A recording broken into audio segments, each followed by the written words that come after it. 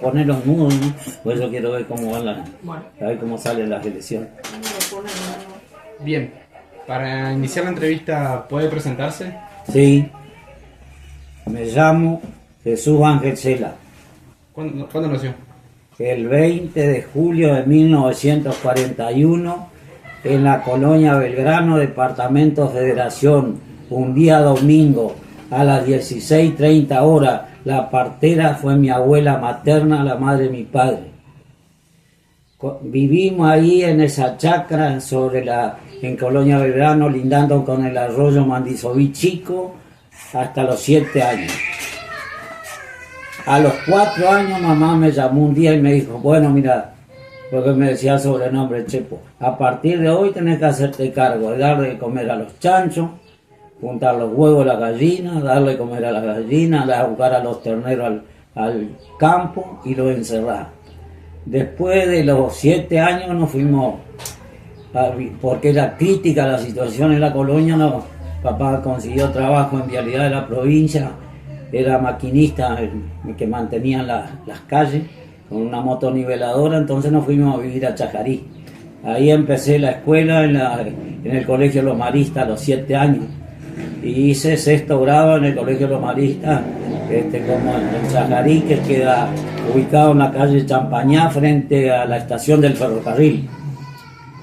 Después a los 11 años, como éramos muchos hermanos, éramos 8, 4 mujeres y 4 varones y era crítica la situación, en 1952 mamá me mandó a un colegio internado de los curas en la provincia de Buenos Aires, en San Martín. Estuve hasta los 16 años. Papá tenía un hermano que era menor, que se llamaba Antonio María Cela. Era de la Policía Federal, vivía en Palermo, en Carranza 1875. Entonces a los 16 años, el tío chino, que se llamaba Antonio, me saca de ahí del internado y me lleva a la casa de la Carranza 1875. Ahí empecé a trabajar de limpieza y mantenimiento en una empresa que era YPF, en el Paso de la Legua se llamaba, donde estaba el parque japonés que hoy actualmente la Villa 31 y hasta la terminal de ómnibus. Bueno, ahí estuve hasta los 20 años bajo el mandato de mi tío, que era hermano de papá. Después de ahí conseguí un trabajo de limpieza en Radio Belgrano, en el año 1960, en Ayacucho y Posada, barrio Recoleta, pegado al hotel al Alvear Palace Hotel, que esa es la zona de Recoleta. Y bueno, estuve hasta los 25 años trabajando en Buenos Aires, ahí. Cuando se enferma mi padre muy grave, pido permiso y me dan 90 días en ese año 64-65, 90 días con goce de sueldo. Me vine a Concordia, lo acompañé a papá, mejoró, quedó con problemas de salud, no podía caminar. Y como presento la renuncia, me dan 90 días más con goce de sueldo y consigo un trabajo en Concordia, en Vialidad Provincial San Martín 386, y empiezo el 12 de julio de 1965 ahí a trabajar y renuncié en el año 1978 de Vialidad y y tuve un tiempo que hacía changa, teníamos mi señora y nuestra única hija y hasta que consigo la municipalidad. Ingresé el 2 de mayo de 1979 en la municipalidad, estuve 23 años, llegué a jefe de compra y me jubilé en el año 2003 bajo el mandato del ingeniero Orduna.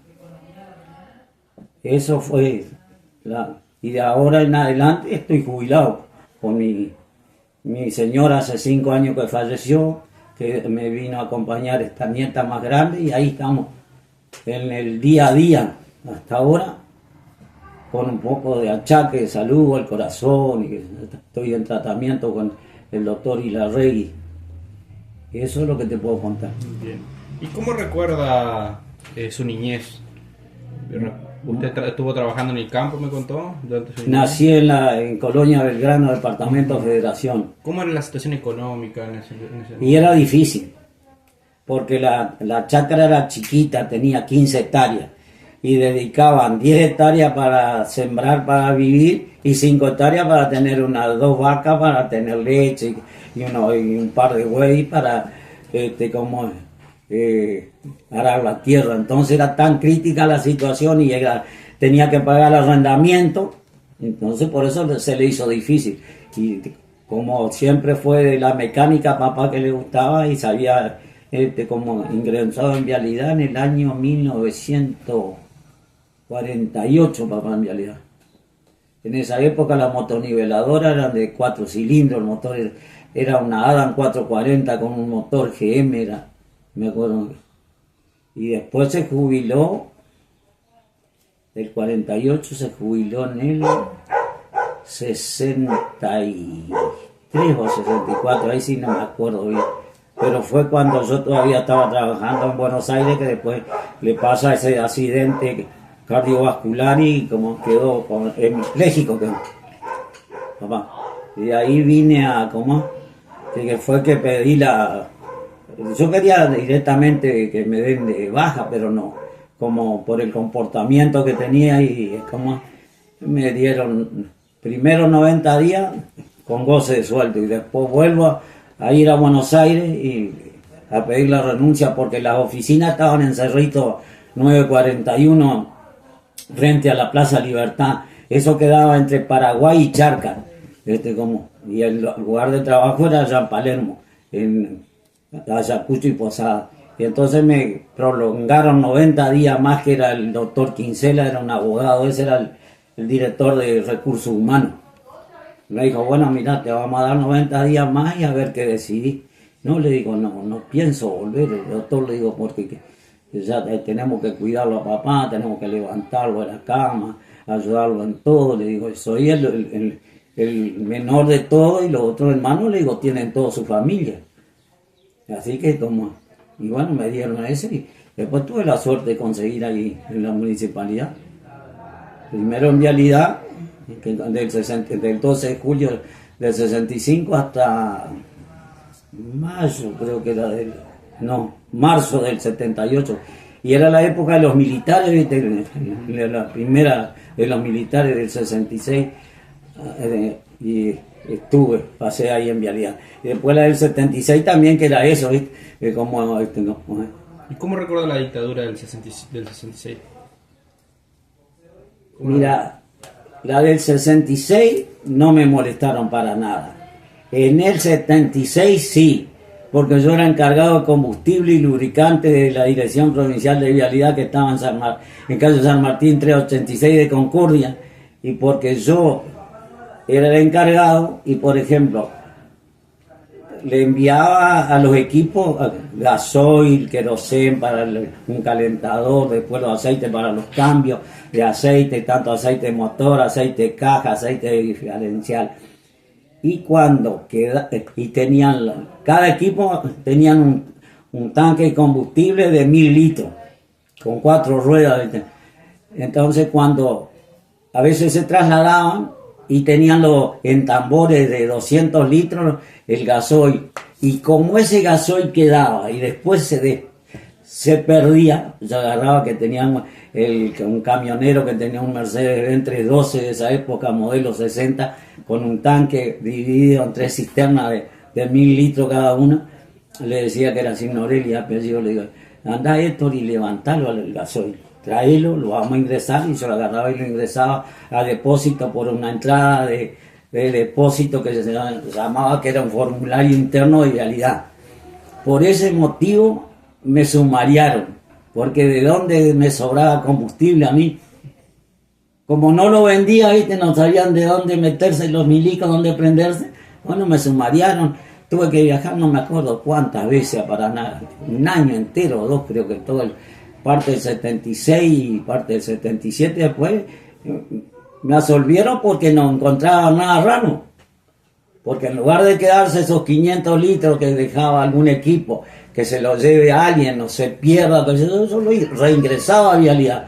Pero lo reingresaba con un formulario que se llamaba entrada de depósito y después le volvía a dar salida por la planilla de consumo diario y mensual que teníamos. Por eso me sumariaron. Y como me sumariaron, entonces yo le dije al interventor, que era un estanciero de zona de La Paz, era de 2 apellidos, no me acuerdo si después me va a salir. Le dije yo, como voy a presentar la renuncia, me voy. Le digo, este es un manoseo que me hace. Digo yo, porque ¿qué me encontraron? Le digo, yo si hubiese sido otro, lo dejaba que lo lleven, que lo vendan, el maquinista que haga lo que se le da la gana. Le digo, yo por recuperar algo, me hacen un sumario. Me generaron, le digo, yo un problema psíquico, le digo, ¿no? Entonces era un estanciero, usaba un Gladiador que era una camioneta industria argentina fabricado por Ica, era como en Córdoba, lo tenía con un motor preparado, pero a ver si me sale de Victoria o de La Paz era. Y yo lo presenté en marzo y no me querían aceptar desde el 78.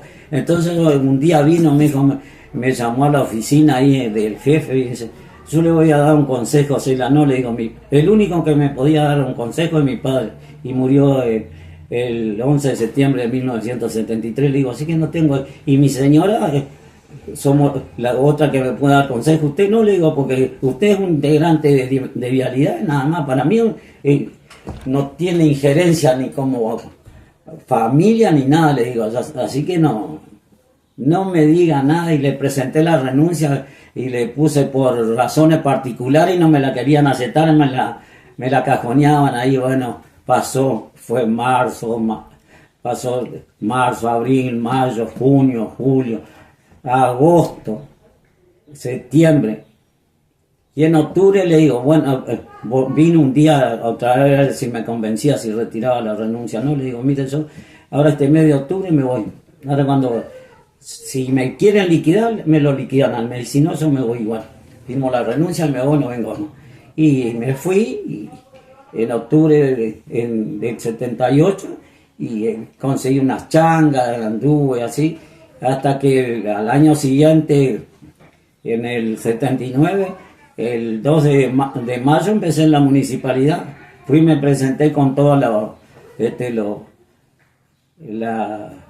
los certificados de trabajo, y enseguida me tomaron el mismo día que me presenté, quedé a trabajar.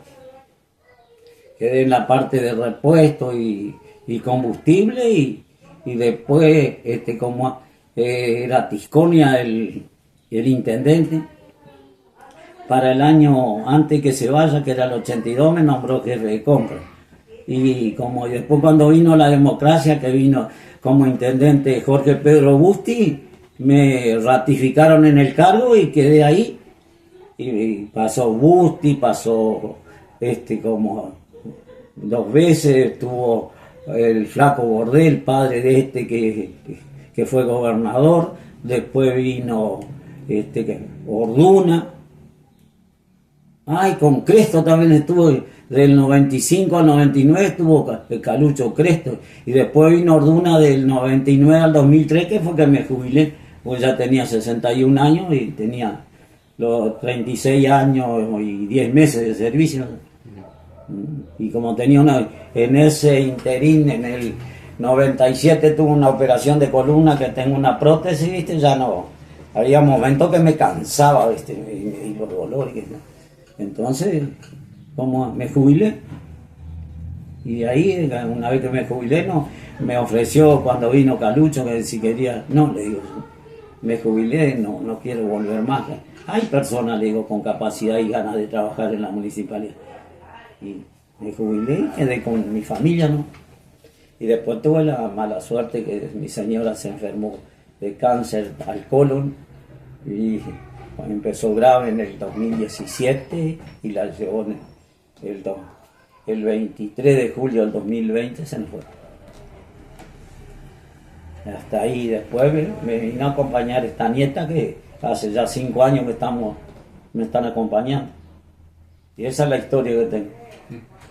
Bien, estaba viendo que está en Federación, ¿no? Y en Federación, ¿tiene recuerdo de Federación? No, de la vieja federación sí, porque tenía a mi padrino que era Agustín Díaz. Algunas veces fui cuando hasta los 8 años, 9, después ya no, porque como mamá me mandó a los 11 años a la provincia de Buenos Aires, ¿viste? A San Martín, a ese internado, ya no, perdí contacto hasta con mis hermanos, ¿viste? Por eso a veces le llaman la atención a mi nieta y a mi hija. Dicen, no, porque mi hermano casi todos se fueron a trabajar a Buenos Aires por la necesidad, ¿viste? Sí. Y ir a Buenos Aires era conseguir trabajo y un mejor bienestar para todos, ¿viste? Yo todos de la parte de mi hermana y hermanos están todos en Buenos Aires, los que quedan vivos porque ya fallecieron. El mayor, el segundo y el tercero falleció, y después falleció una hermana el año pasado que es menor que yo. Así que de la familia quedan 3 mujeres y yo que soy el único varón. En total éramos 8, éramos 4 mujeres y 4 varones, todo mezclado. Eso es todo lo que te puedo comentar. Cuando vino Concordia, ¿recuerda los cambios que han habido políticos, estructurales, hacia a nivel social de Concordia? Cuando yo vine a Concordia, era un lujo Concordia. Había trabajo por todos lados. Estaba pleno el frigorífico de Yuquerí, que trabajaban 3 turnos cuando hacían exportaciones. Llegaban a trabajar 2.400 personas. El molino Río La Plata.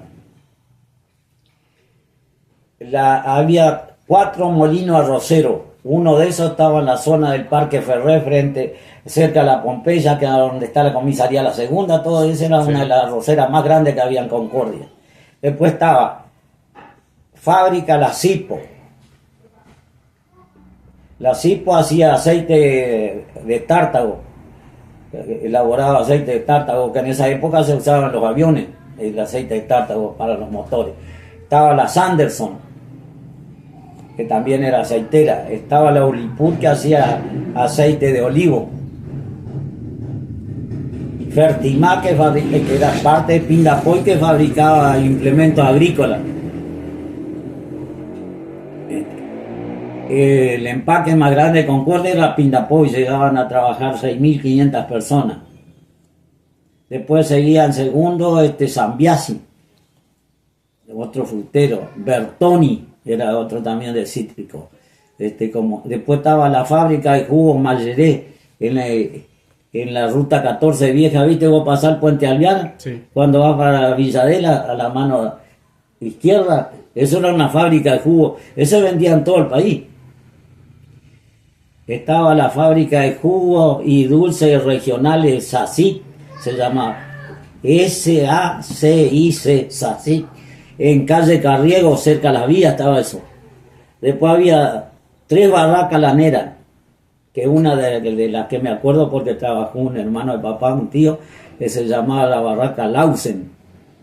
Los dueños eran de Buenos Aires. Eso estaba todo en la zona de calle Carriego y como Damián Pegarato, ahí en la zona de la estación del ferrocarril. Tenía la estación norte del ferrocarril, que era la estación de carga y descarga de todos los productos. La sociedad rural, que estaba en calle Pellegrini y Pellegrini Boulevard San Lorenzo, donde está ese barrio, ahí estaba la rural. Después la sacaron los militares, pero ahí era la sede de la rural y tenía la sede social y todo ahí. Bien, muy interesante. Había una fábrica de hielo que se llamaba Frigofide en calle... Estaba en calle 9, en calle Uruguay e Hipólito Yrigoyen.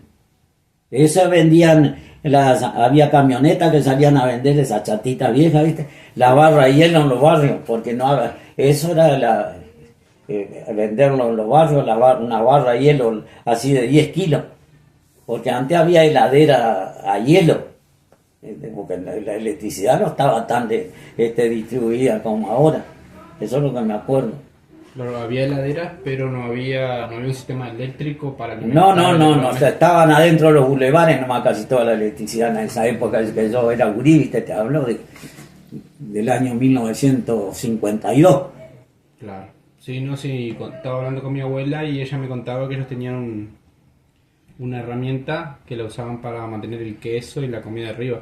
Que yo le digo que es similar al garabato, que es para colgar para que no se le suban los gatos, y tenían un mueble también con reja mosquitera. Ah, sí, antes se usaba, que le llamaban fiambrera, Ujú. la colgaban, viste, abajo un árbol o en donde corría aire, en Sí. un corredor, ahí se ponía el queso, la carne, todas esas cosas. Exactamente, Sí. para que no se eche a perder y le dé el Seguro, aire que se refresca. ventilen y Exactamente. que no lo ataquen las moscas para que le pongan gusano. Exactamente. Mm. Sí, sí, sí. Y le había preguntado yo si existían ya había electrodomésticos, vendían heladeras y eso, y no me sabía explicar eso. No, había, pero tenía el que tenía plata. Claro. La clase obrera eso no conocía. Y la ruta 14 no era por como está acá. La ruta 14 vos venías por el puente Alvear, agarrabas la calle que ahora se llama, le pusieron Istilar, los milicos. Esa calle se llamaba Misiones. Claro. Me dijo mi abuela así. Esa calle se llamaba Misiones. Vos venías por Vélez, por la entrada ¿cómo es? Por el puente Alvear. Seguía derecho por Vélez Arfiel hasta Alvear. Esa era la ruta 14. Entraba todo el puente Alvear, agarraba todo Vélez Arfiel, que era mano para adentro, así. Y venías por Alvear, doblabas por Alvear, agarrabas y salías por Alvear. Y la que ahora le dicen la carretera Belgrano, es la carretera Tavila. Esa era la carretera Belgrano, esa era la ruta 14. Yo no sé si no hay punto trigonométrico allá en Alvear y ¿cómo? Y Vélez Arfiel tiene que haber por ahí metido en la pared. Los puntos trigonométricos son como un triángulo, un mojón así, que de eso vos sacás todo el nivel de la ciudad para construir o lo que sea. Eso se llaman mojones trigonométricos, son que se usan en la ruta para los niveles de la ciudad también. Como pasaba por adentro la ruta 14, ¿viste?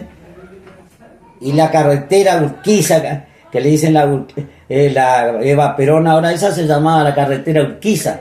¿Sabes lo que había también? Estaba la Curtiember en Marcone, por la calle que ahora es Eva Perón, en la subida allá más o menos casi enfrente al regimiento. Eso fabricaban zapatillas, botas, montura para el campo, como todo lo que sea concerniente al campo, los recados que uno le dice que tiene otro nombre, pero yo lo conozco por recado, viste, que era para ensillar los caballos. Eso también había, eso era la fábrica de la Fiambre Marcone. Estaba donde está la casa que era los Arrobarrena, que se quedaron los del regimiento. Ahí era el comando del ejército de comunicaciones número 2. Ahí donde es el museo, Sí. ahí existió eso. No sé si alguien te lo comentó. No, Sí, eso no me lo ahí era el comando de comunicaciones número 2, calle Entre Ríos Ramírez, que es la casa de los Arrobarrena. Sí.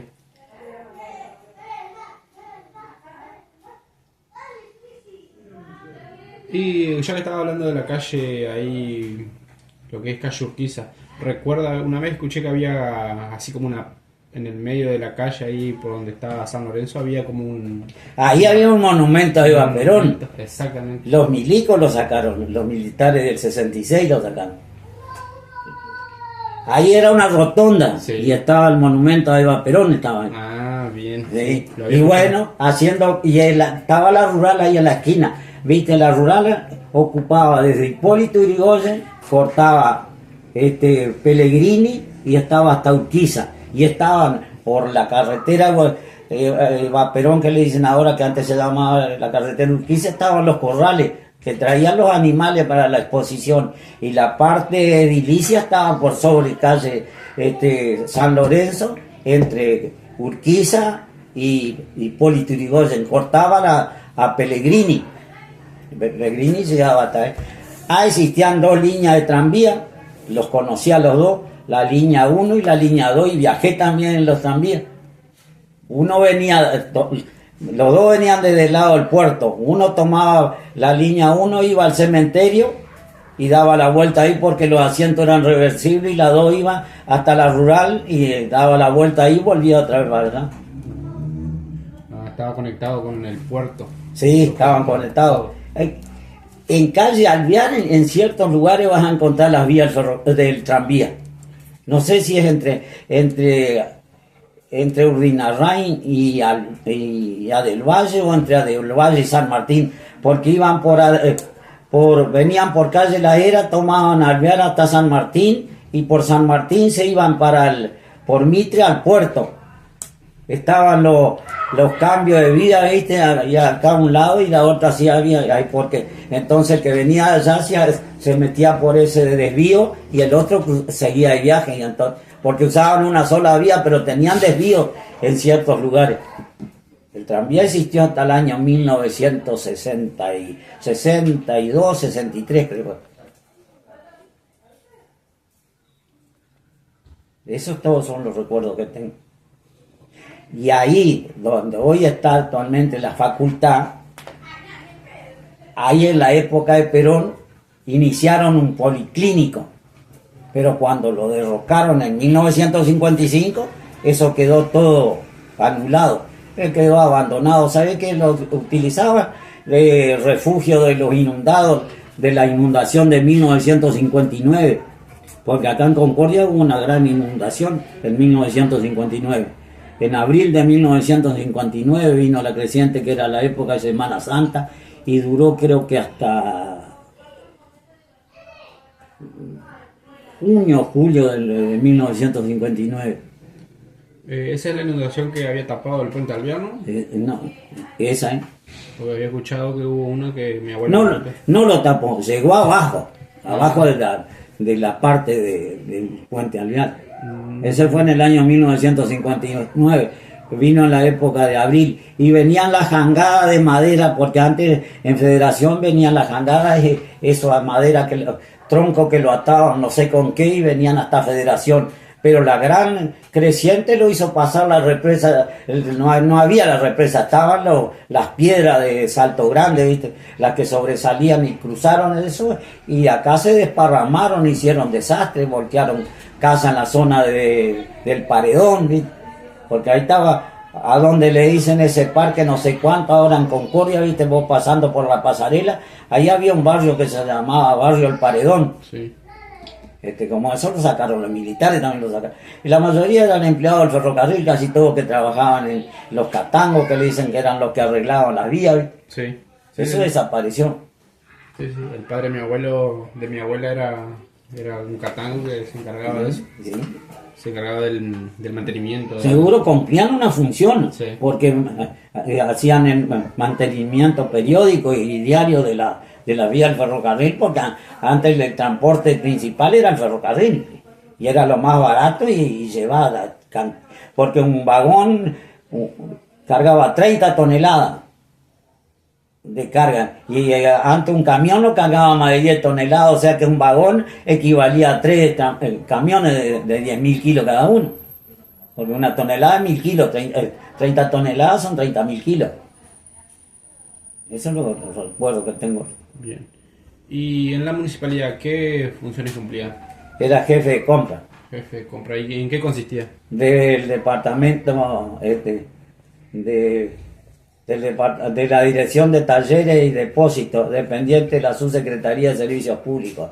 Era toda la parte de repuesto de vehículos livianos, después la flota de mantenimiento de calle, lo que entraban los equipos viales, la motoniveladoras, los tractores, como las topadoras, las palas cargadoras, las retros, y después todo lo que era la recolección de residuos, todos los camiones. Después el riego de la calle, que en esa época no había camiones regadores más que uno, se realizaba con tanque y tractor, con una toma de fuerza del tractor tenía un sistema de crucetas que hacían girar una polea adentro y el agua iba por presión, regaban las calles con tractores. El tractor era el remolque y el tanque era el que se encargaba de... Todo eso era el mantenimiento. Y inclusive estaba la parte del aeródromo Pillarrestegui, también tenía la provisión por la parte del taller. Estaba eso, el cementerio nuevo, el cementerio viejo, el abasto que había que controlar si llevaba como no se cortaba, no se rompían los alambrados, lo cortaban, porque en esa época los animales que de la riada que le decían que era que los que encontraban en la calle los llevaban allá al abasto, y para retirarlos tenías que pagar una multa, y a los vagos lo cortaban a los alambres a la noche y lo sacaban igual a los animales. Eso, ahí estuve 23 años en ese trabajo. 3 años. Y usted recuerda, ya que veníamos hablando también de electrodoméstico, la primer tele que tuvo, el impacto que tuvo la televisión. ¿Pero personal o...? Sí, personal. Sí, nosotros compramos en el 78, era para el mundial creo que era, compramos un televisor, un VGH compramos. No me acuerdo si era, no era blanco y negro el VGH. Lo compramos en calle de Buenos Aires, espérate a ver si me sale el apellido. Lo compramos en cuatro. Que compramos ese televisor en el 78 y era con lo que cobré último de vialidad, y compramos una heladera General Electric, me acuerdo que nos duró como 20 y pico de años. Se quemó cuando una vez un camión pasó con una carga y enganchó unos cables ahí, y acá hizo una llama la heladera y no la pudimos recuperar porque la hicimos arreglar y daba electricidad. Compramos eso en un carro. Masiver era la casa donde compramos en calle Buenos Aires. Compramos con mi señora el televisor ese, la heladera, y era otra cosa, 3 cosas. En este momento no recuerdo. Un calefón eléctrico. Eso era en el 78. Cuando el mundial, que me acuerdo que lo miraba mi señora, yo me iba a trabajar vialidad todavía en esa. A mí le gustaba mucho el fútbol. Sí, le encantaba el fútbol. Y sabía cantar y tocaba la guitarra, también cantaba lindo, le gustaba mucho el chamamé porque el padre era músico. Entonces, como desde chica, viste, andaba dando vueltas ahí y aprendió. Tocaba, ejecutaba la guitarra y cantaba. Y después lo que le gustaba mucho eran las canciones de Leodán, de Sandro, de Palito Ortega, todas esas cosas. Como tenía una buena entonación, le gustaba cantar. Eso fue lo primero que tuvimos,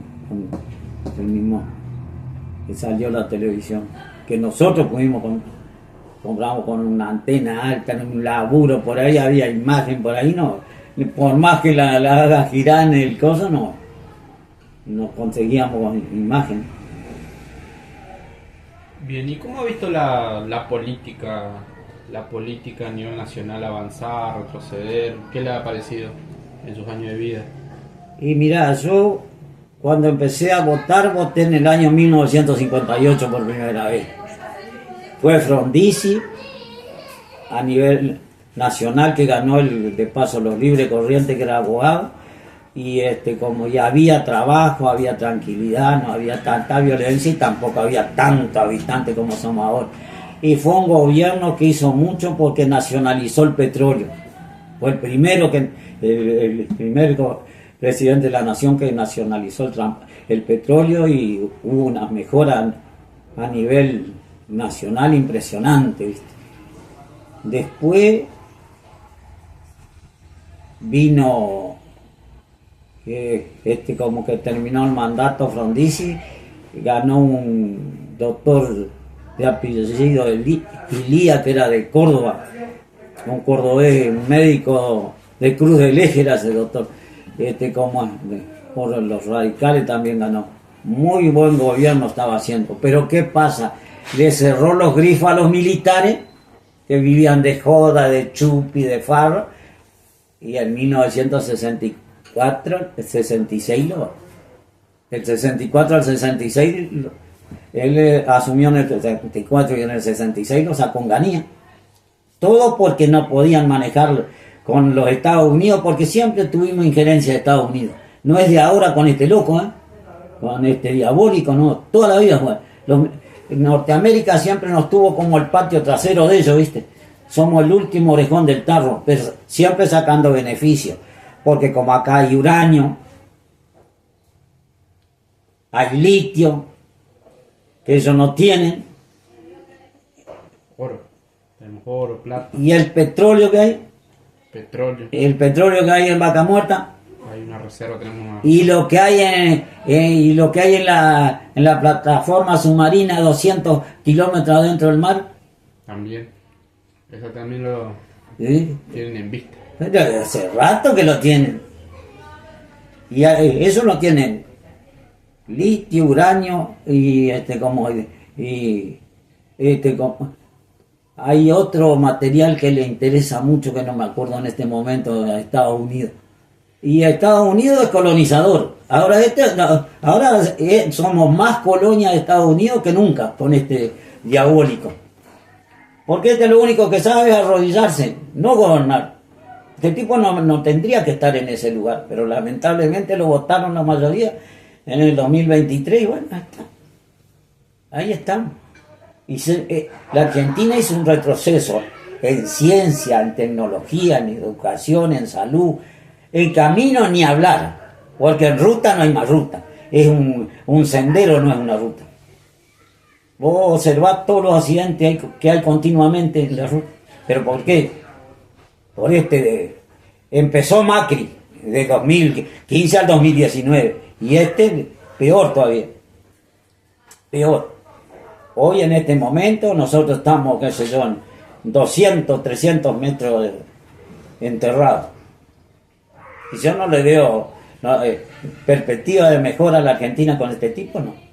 Después no usa diálogo, no respeta al pueblo, maltrata a las instituciones, maltrata a los discapacitados, a los profesionales de la salud, a los científicos, que son todos los que nos dan la vida. Este tipo no tendría que estar en ese lugar. Para mí, no, yo no lo reconozco. A mí no me representan ni el intendente ni el local, porque es un inútil igual que yo. Lo único que sabe hacer es tomar vino y tocar el acordeón bien si es así. Y el Frigerio a nivel provincia tampoco me representa, porque es un inútil. Porque lo tuvo Macri ahí de ministro del Interior del 2015 al 2019, ¿y qué hizo? Nada. Porque no mejoró la situación interna, porque el ministro del Interior vos tenés que tener conexiones con todas tus provincias. Tenés 24 provincias, vamos a ponerle que la ciudad autónoma de Buenos Aires, que nos le dicen que son 23 la ciudad autónoma, pero son 24 provincias. Él beneficiaba a las que Macri le ponía el dedo, y a los demás, afuera. Pero los impuestos se los llevan igual, porque vos vas a comprar un huevo, pagas el IVA. Va a comprar un pan, paga el IVA. Va a comprar un kilo de hierro, paga el 21% del IVA. Va a comprar azúcar. Y restituyó todos los impuestos con el maldito del Sturzenegger que tiene. Un judío que la robó toda la vida. Empezó con Menem cuando era joven. Mirá desde cuándo viene Sturzenegger. Pasó con Menem, pasó con los militares, pasó con De la Rúa, pasó con Macri y ahora con este. Siempre están los mismos. Peor. Peor porque saben cómo maltratar al pueblo y robar. El Sturzenegger nunca trabajó, siempre vivió. Franco fue hasta el último día de gobierno del Alberto Fernández, el representante ante el BID, que es el Banco Interamericano de Desarrollo. Y hoy era kirchnerista porque era del grupo de la Cristina, ahora es mileísta. Para robar.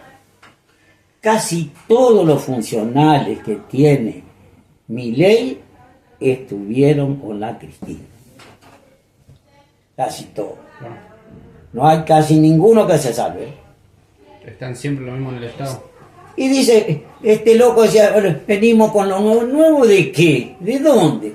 El único tarado nuevo es él, pero más ligero para que robar que el kirchnerismo, porque la estafa libra y todo lo que está haciendo nos lleva 2 años de gobierno y está multimillonario. La estafa libra y todo lo que ha hecho se llenó de plata. Y un cara rota. Y el maltrato, a mí me da asco verlo, me enferma. ¿Estás seguro que me enferma? Acá yo tengo una vecina y vecino que me llenaban de papeles, ¿viste? del Milei y de este loco del Frigel, y los otros días se quejaban, le dije, perdona que le digo yo, les rompió el culo a todos, pero ustedes son los culpables, hijos de mil putas, le digo, que votaron, a mí me llenaban de papeles, le digo, yo le dije, a mí no me vengas a imponer como candidato, porque yo sé lo que tengo que hacer, porque yo pasé más mal que bien, le digo, lo que es hambre, miseria, y en Buenos Aires a veces tenía para viajar y no tenía para comer, y luego no sabés lo que me pasa cuando cobro el primer sueldo en Radio Belgrano, ¿viste? Porque teníamos que venir a cobrar ahí a la contaduría del interior que estaba en Cerrito 941, frente a la Plaza Libertad, y cobré, me acuerdo en esa época, 948 pesos de aquel año 60, vos sabés que la papá trabajaba en Vialidad y ganaba 300 y pico de pesos. ¿Qué me compré zapatos, traje, qué sé yo? Llegó el día y no tenía un mango. Y no tenía ni para viajar porque yo vivía en Isidro Casanova, alquilaba una casa cerca de una de mis hermanos. Y vengo y llego y marco la tarjeta porque marcábamos en un crono en la tarjeta del trabajo y te tenía entrada, salida, refrigerio, y le digo al doctor Quincela, que era abogado, que era el jefe de recursos humanos, le digo, doctor, me quedé seco, le digo, gasté toda la plata, le digo, jamás. Dice, anda, habla con Morelli, que es el director de contaduría, a ver si te atiende. Dice, yo no te lo voy a llamar porque a mí, si le explico, se va a enojar. Bueno. Le digo, yo limpio todo ahí, la balaustrada, todo donde él tiene la oficina, bueno, encarar. Y siempre le limpiaba el escritorio a él, al contador Morel. Y entro y estaba sentado así como estás vos prácticamente, y le digo, ¿le puedo hacer una pregunta? ¿Qué te pasó? ¿Perdiste el caballo? Me dice, porque siempre me dice, ¿o dónde lo ataste y te lo robaron? No, le digo, me pasó algo más grave. ¿Qué? Le digo, nunca había cobrado tanta plata, agarrado tanta plata, le digo, y me mareé y me compré ropa que no tenía, calzado, y le digo, y ahora no tengo ni para comer ni para viajar. Bueno, sentate ahí, te voy a hablar. Dice, mira, yo te voy a dar un adelanto de plata a nombre mío. Pero si vos abrís la boca, nos echan a vos y a mí, pero yo te voy a dejar el culo así a patada. Nunca lo hice, pero lo hago por vos, por la forma que trabajás y te comportás. Así que dijo, no vas a abrir la boca, porque al primero que me cago una patada en el culo y me tiran allá a la plaza, es a mí, y después iba vos atrás mío. Por eso te digo, seguro nunca había agarrado tanta plata.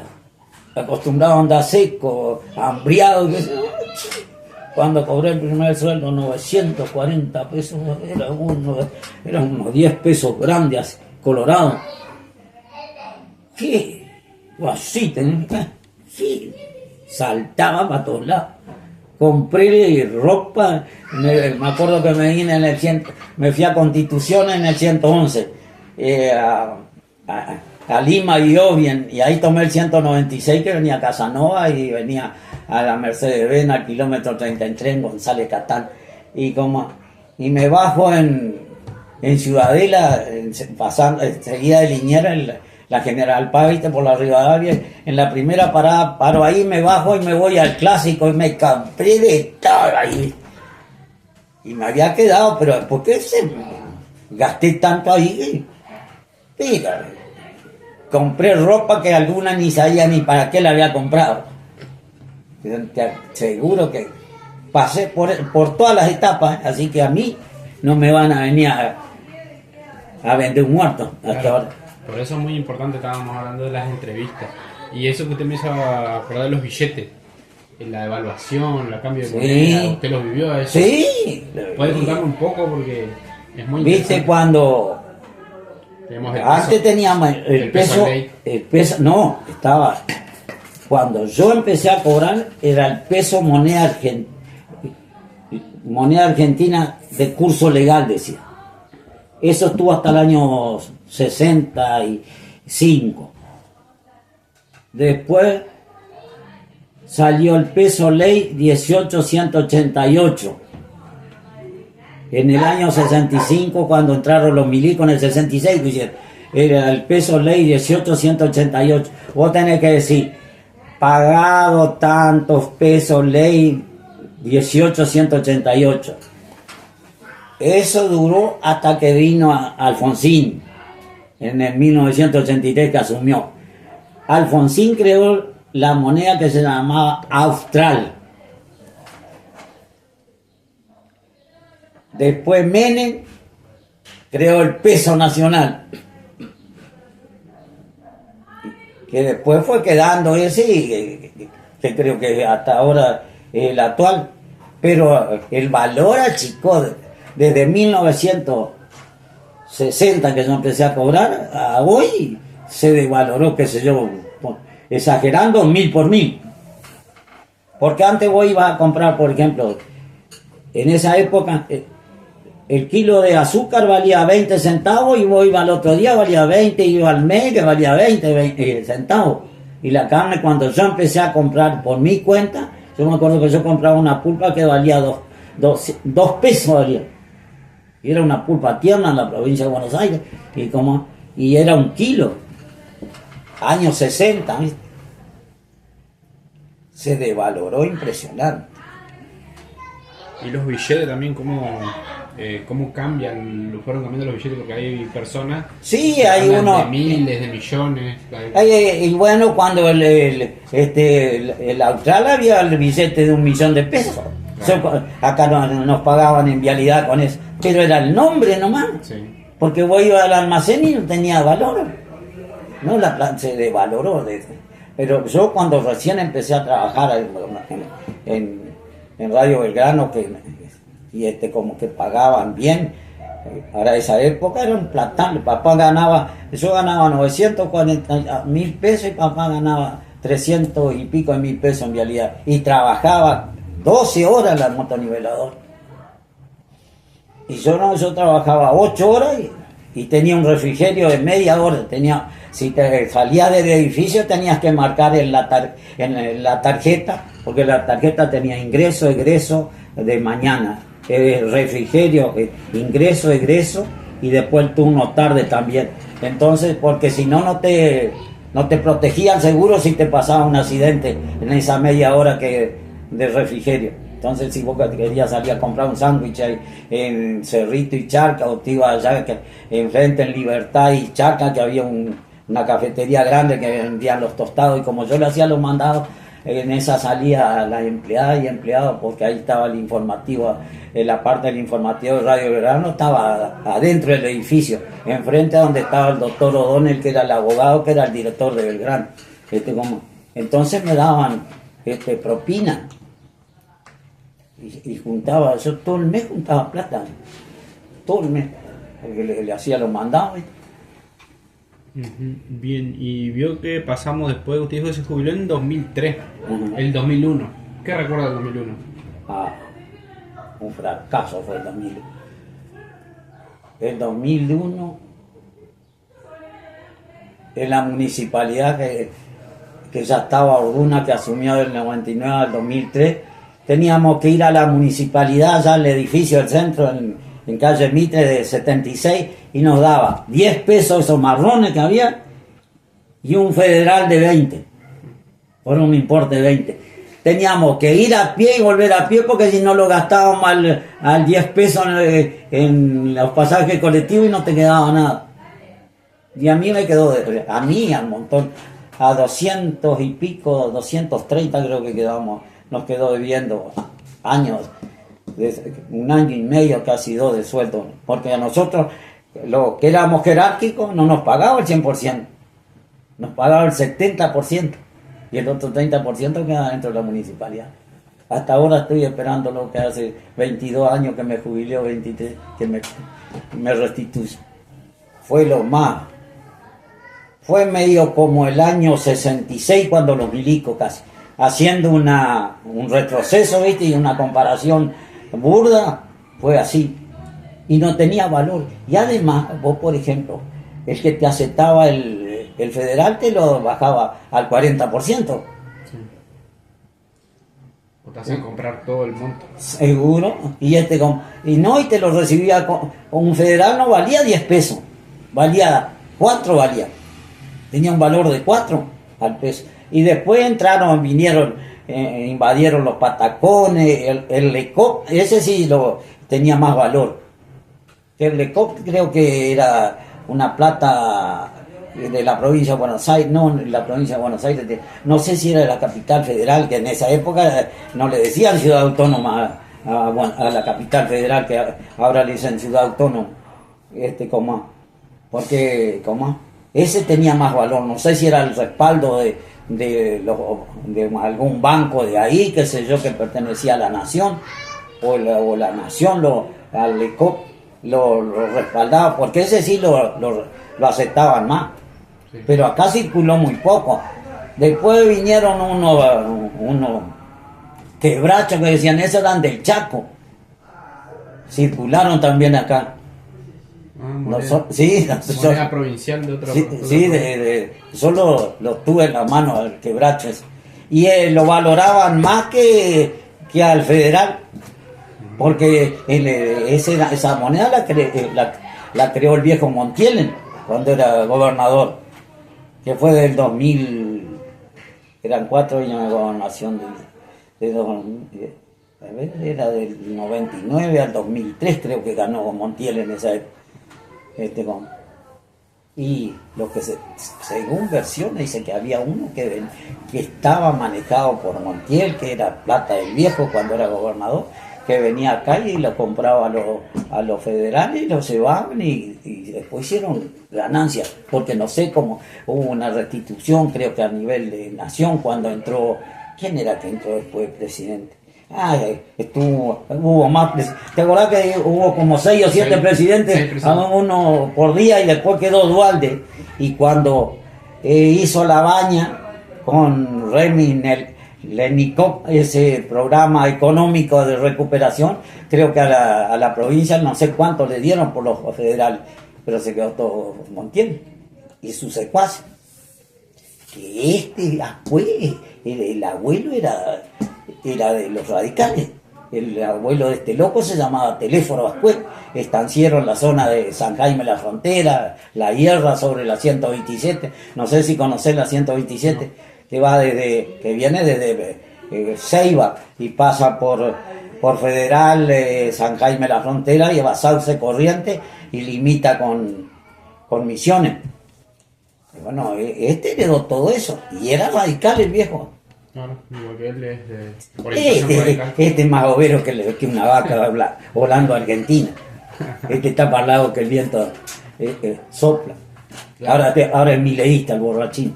¿También? Sí, es mileísta.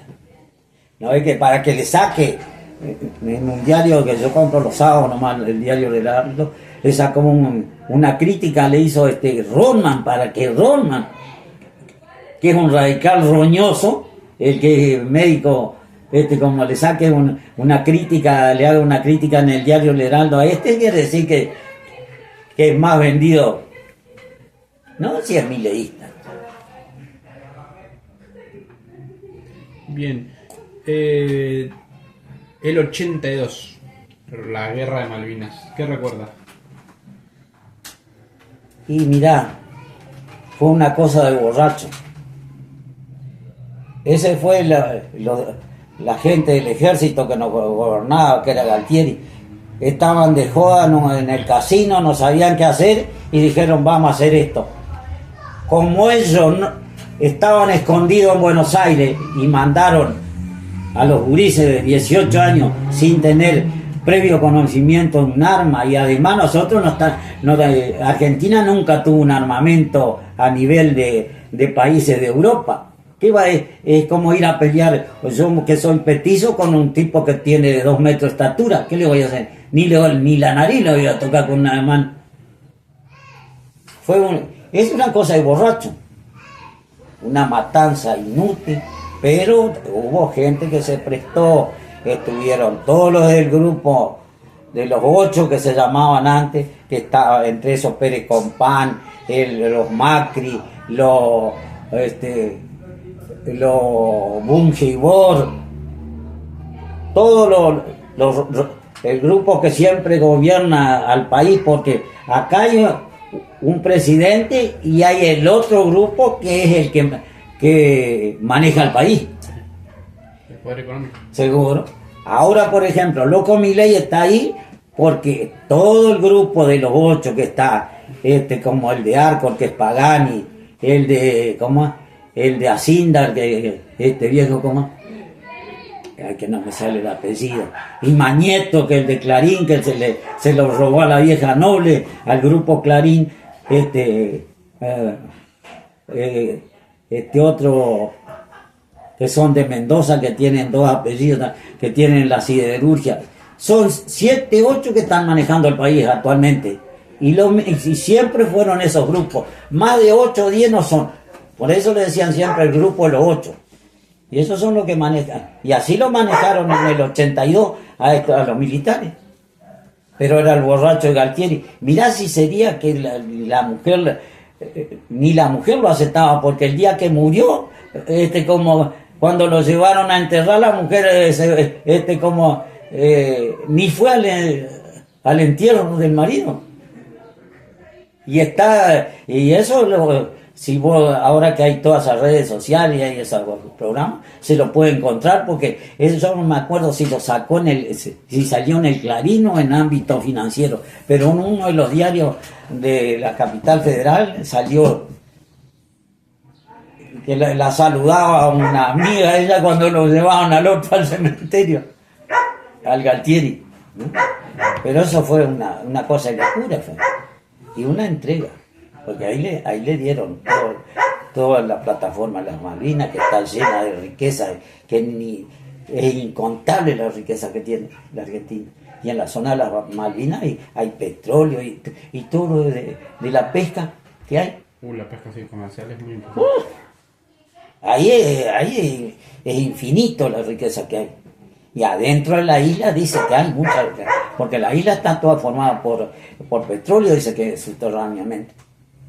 Dicen que hay yacimientos, sí. Sí. Además que es un punto estratégico. Sí, como una base militar, es uno de los puntos más estratégicos que hay en el mundo. Sí.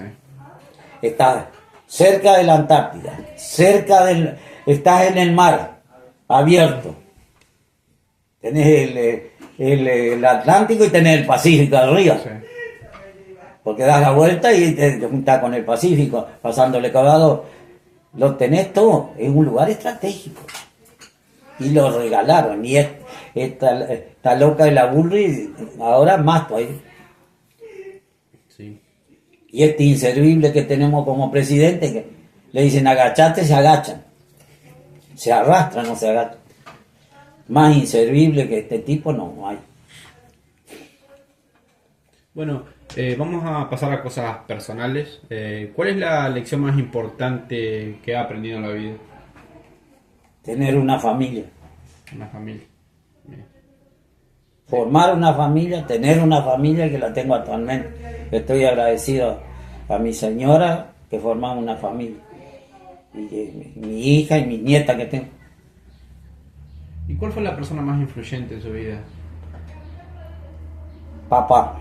Su papá.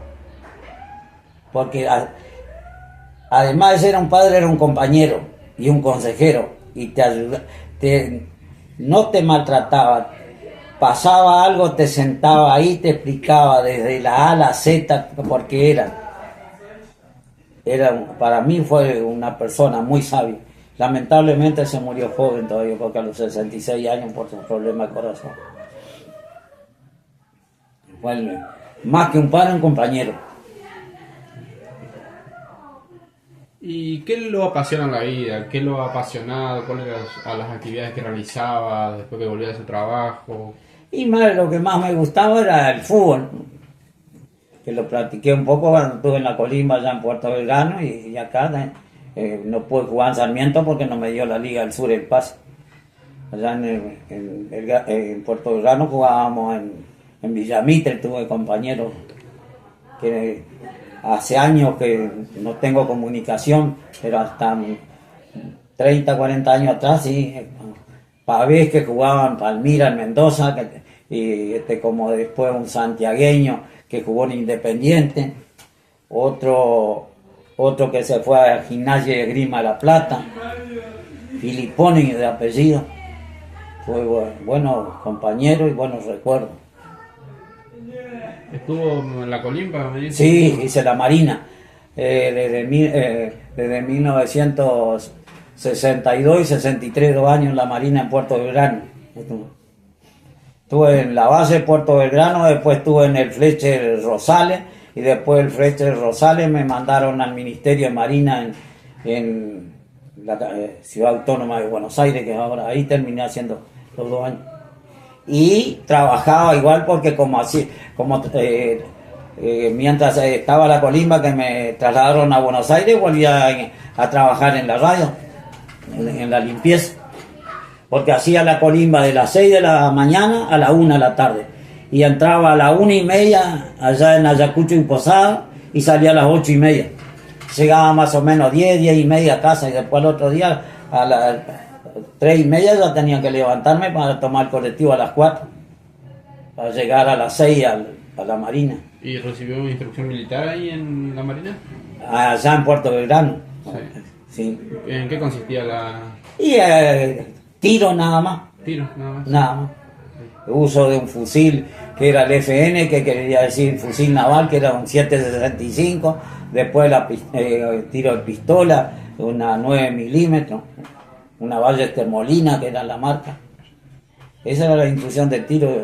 Y después, estando en Buenos Aires, tenía aquí al tiro federal enfrente a la cancha de River, ahí en la avenida Gaspar Campos. Ahí íbamos los días viernes. Pero ese era con armamento de ahí del tiro federal. Ahora el viejo Menem sacó todo, eso lo regaló.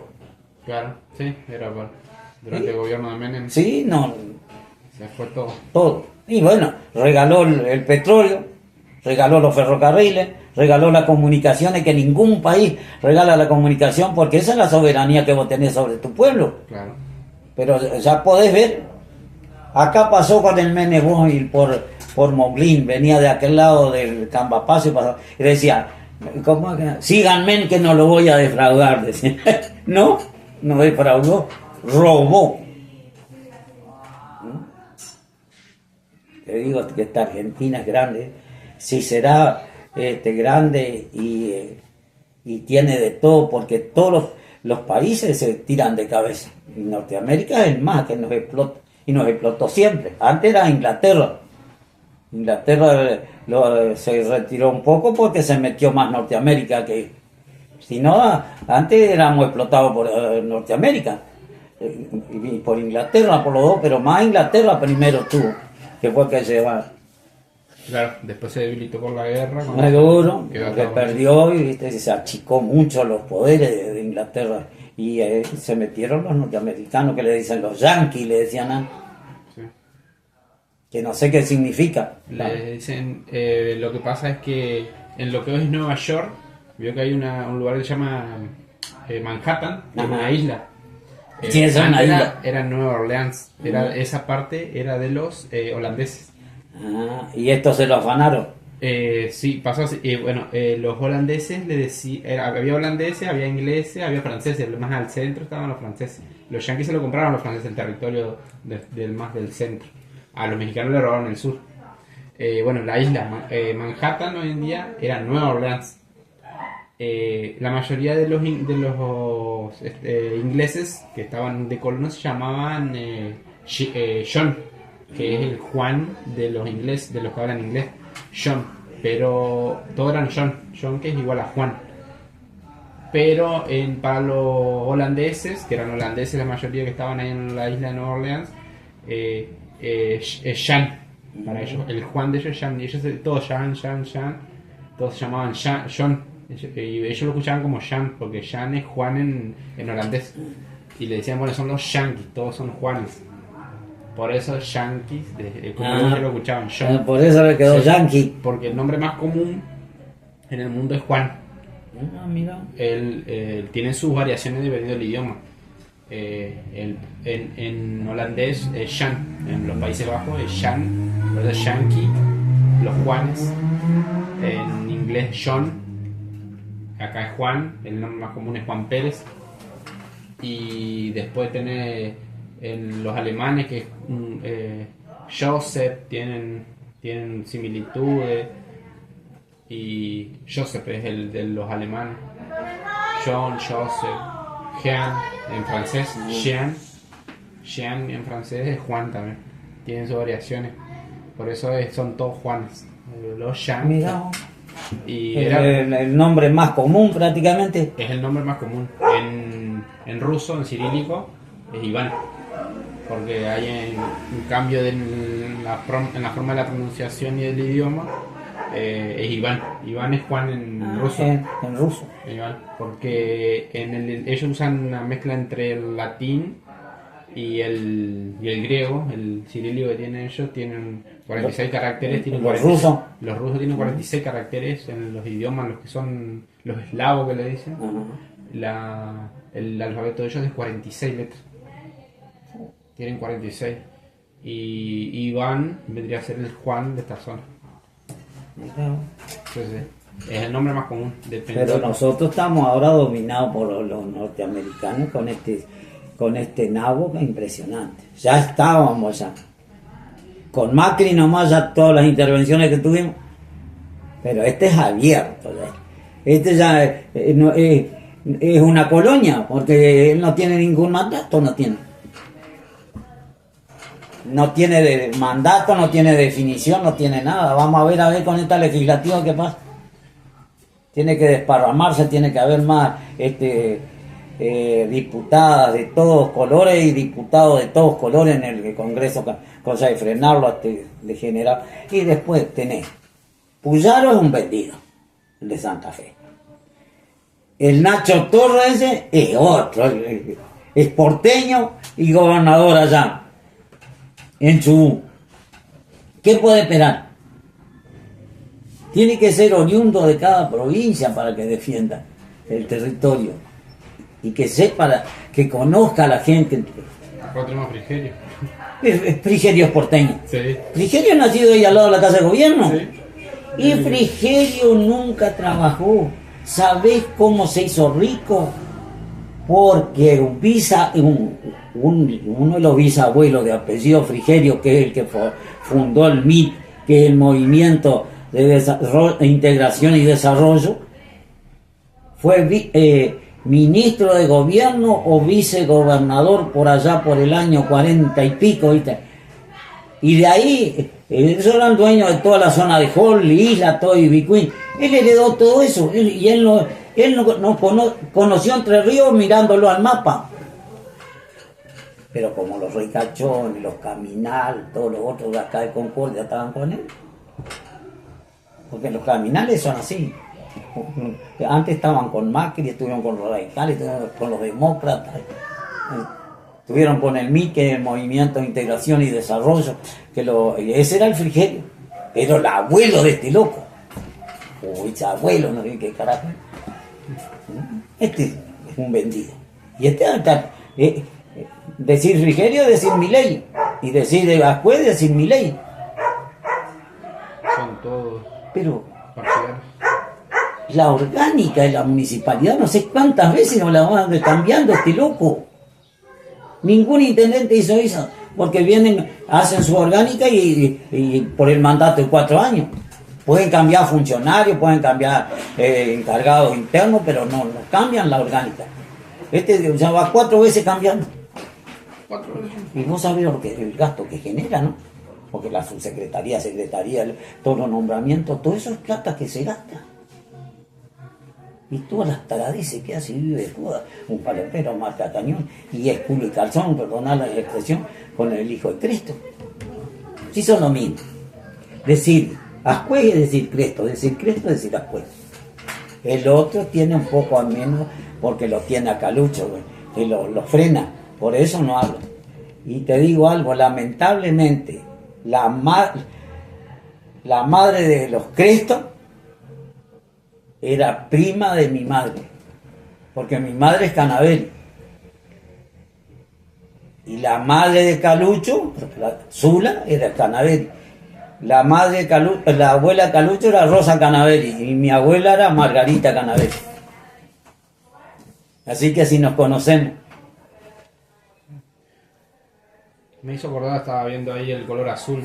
Del peronismo, ¿recuerda algo? Muchos me han hablado del peronismo. Sí, yo tengo buenos recuerdos porque, por ejemplo, Yoya,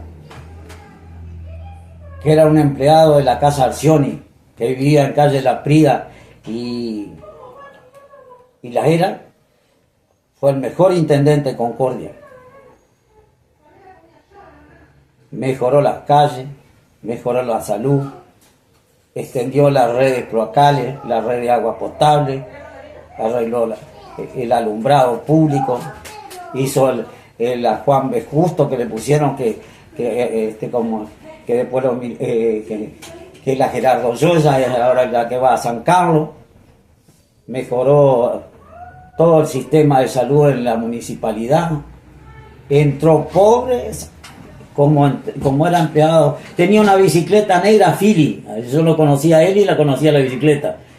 Como cuando terminó el mandato se fue a trabajar otra vez en la ferretería Arcioni.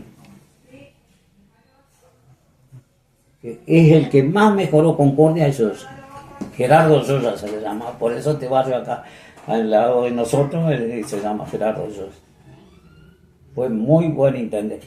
Y otro que estaba haciendo una buena intendencia, pero que lo sacaron en el 76, era el gringo Méndez Graf, que vivía allá en calle. ¿Vos viste ese chalet que está en Coldaroli y Urquiza cuando vas en el colectivo? Un chalet que está en la esquina que tiene techo de teja. Uh-huh. Ahí él vivía Méndez Graf.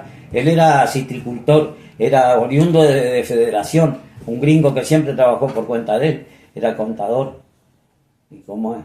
Y Méndez Graf, cuando vio que no podía gobernar como quería con el viejo, que él era el intendente y el viejo Cresto era gobernador en el 73 y hacía mucha injerencia en el municipio, renunció y lo dejó a Mendoza, que era el presidente del Consejo Deliberante, porque en esa época no había viceintendente, era intendente solo, y después el otro que manejaba era el secretario de Gobierno y Hacienda.